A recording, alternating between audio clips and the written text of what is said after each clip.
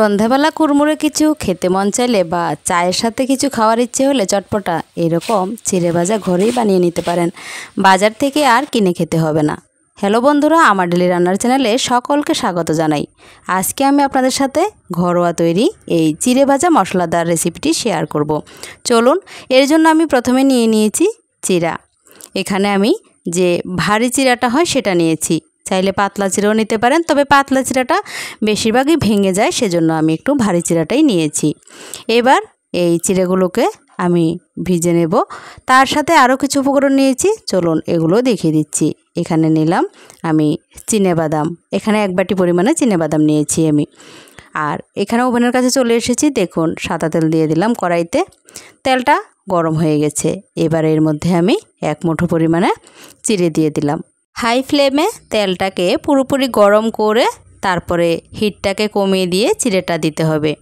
এতে করে চিড়েটা খুব ভালোভাবে ভাজা হয়ে যাবে আর পুড়েও যাবে না। দেখুন, 2 থেকে 3 মিনিট, 3 মিনিটের প্রয়োজনও নেই, 1 থেকে 2 মিনিটের মধ্যেই চিড়েগুলো খুব সুন্দরভাবে ভাজা হয়ে যায়। তেলটা ভালোভাবে ঝরিয়ে নিতে হবে। আমি এভাবে তেলটাকে ঝরিয়ে ঝরিয়ে চিড়েগুলোকে ভেজে নিচ্ছি। বাজারে 1 প্যাকেট চিড়ে 1 মুঠো থাকে না, দাম নেয় 5 টাকা 10 টাকা। তাই এইভাবে যদি কিছুটা ভেজে রাখতে পারেন বাড়িতে, বাচ্চাদের সকাল বিকাল আবদারে তো দিতেই পারেন, বড়রাও খেতে পারে। এতে অনেক টাকাও বাঁচে, স্বাস্থ্যকর খাবারও পাওয়া যায়। চলুন, কথায় কথায় কিন্তু আমি আরও কিছুটা ভেজে নিয়েছি। সবগুলো চিড়া আমি একই রকমভাবে ভেজে নিয়েছি। দেখুন, সবগুলো চিড়ে ভাজা হয়ে গেছে। চিড়েগুলো থেকে তেলটা শুষে নেওয়ার জন্য বলের উপরে আমি একটা সাদা কাগজ দিয়ে দিয়েছি। টিস্যু পেপার থাকলে সেটাও দিতে পারেন। এবার কড়াইতে যে তেলটা রয়েছে ওই তেলের মধ্যেই আমি 1 বাটি পরিমাণে চিনিবাদাম দিয়ে দিয়েছি। একদম লো ফ্লেমে এই বাদামগুলোকেও আমি ভেজে নেব। মিনিট 5 ভাজলেই হবে। দেখুন, অলরেডি বাদামগুলো ভাজা হয়ে গেছে। এবার বাদামগুলো আমি তেল ঝরিয়ে ভালোভাবে তারপরে নামিয়ে নিচ্ছি। বাদামগুলো নামিয়ে নিলাম। দেখুন, চিড়ে ভাজার উপরে রেখে দিয়েছি। এবার নিয়ে এসেছি কারি পাতা। আমি বোটা সহকারে একবারে 8-10টা পাতা দিয়ে দিলাম। এবার এগুলোকে ভালোভাবে ভেজে নেব। এগুলোকেও আমি দেওয়া মাত্রই গ্যাসটা অফ করে দিয়েছি। চুলোর যে হিটটা রয়ে গেছে ওই হিটেই এই পাতাগুলো ভালোভাবে ভাজা হয়ে যাবে। গাছ থেকে পেড়ে ভালোভাবে ধুয়ে তারপরে নিয়ে এসেছি। এগুলো আমাদের গাছেরই পাতা। আগে কারি পাতা তেমন একটা পাওয়া যেত না, এখন সবার বাড়িতেই পাওয়া যায়, এখন অ্যাভেলেবেল হয়ে গেছে। আর এই কারি পাতা স্বাস্থ্যের পক্ষে খুবই উপকারী।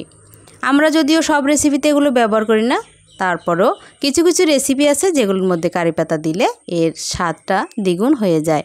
সেরকমই একটি রেসিপি চিড়ে ভাজা। চলুন, সব কিছু ভাজা হয়ে গেছে। এবার আমি চিড়েগুলোকে কিভাবে স্টোর করে ঘরে রাখি সেটাই দেখাবো। নিয়ে এসেছি, অনেকটাই কিন্তু ঠান্ডা হয়ে গেছে। প্রায় 20 থেকে 30 মিনিট আমি রেখে দিয়েছিলাম। তারপরে যখন অনেকটা ঠান্ডা হয়ে গেছে তারপর চলে এসেছি। এবার কারি পাতার যে বোটাগুলো সেগুলো ছাড়িয়ে নিচ্ছি। ছাড়িয়েও ভাজা যেত, কিন্তু সেক্ষেত্রে পাতাগুলো বেশি এলোমেলো হয়ে যেত, সেজন্য এইভাবে ভাজলাম। দেখুন, কত সুন্দর বোটাগুলো ফেলে দিয়েছি, পাতাগুলো নিয়ে নিলাম। এবার সব কিছু বেশ ভালোভাবে মাখিয়ে নেব। আমি এখানে বেশি মশলা ব্যবহার করব না, একদম কম মশলায় আমি এই চিড়ে ভাজাটা তৈরি করব। মুচমুচে এই চিড়ে ভাজা সকালে চায়ের সাথেও খাওয়া যেতে পারে, আবার সন্ধ্যায়ও খাওয়া যেতে পারে। যদিও তেলাক্ত জিনিস সন্ধ্যাবেলায় বেশি চলে। এবার এর মধ্যে দিয়ে দিলাম লবণ, আর দিয়ে দেব একটু লঙ্কার গুঁড়ো। ব্যাস এইটুকুই আমি দেব। যদি চান আপনারা অন্যান্য মশলাও দিতে পারেন। আমি আর এর থেকে বেশি মশলা দেব না। আমি খুব কম মশলায় এগুলি তৈরি করি ঘরে। সবসময় আমার ঘরে থাকে এগুলো খাওয়ার জন্য আমি সবসময় ঘরে তৈরি করে রাখি। বাজারের খাবার আমি খুব বেশি একটা খাওয়াইও না, আবার নিজেও খেতে চাই না, সেই জন্য আমাকে ঘরেই সব কিছু তৈরি করতে হয়। চলুন, আমি কিন্তু মেখে নিয়েছি। এইবার একটা থালায় রেখে আপনাদেরকে দেখাচ্ছি কীরকম হয়েছে দেখতে।